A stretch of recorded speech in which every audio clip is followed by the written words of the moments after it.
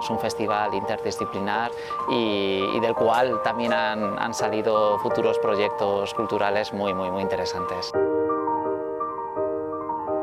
En estos 2 años que nos ha acompañado la pandemia ha sido fundamental pues, para desarrollarnos grupos como el nuestro, que estamos iniciándonos y con sus contrataciones pues, han sido muy importantes.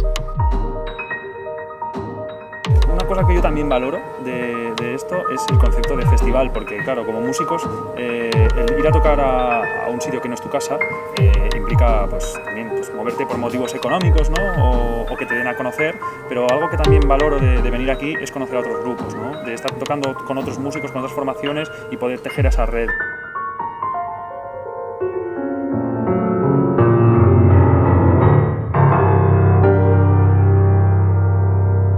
Y porque hay que poner en valor el patrimonio aragonés, ya sea cultural, gastronómico, natural que tenemos en nuestra tierra, y además es un fin de semana donde la atmósfera que se genera se palpa y el público lo vive al 100%.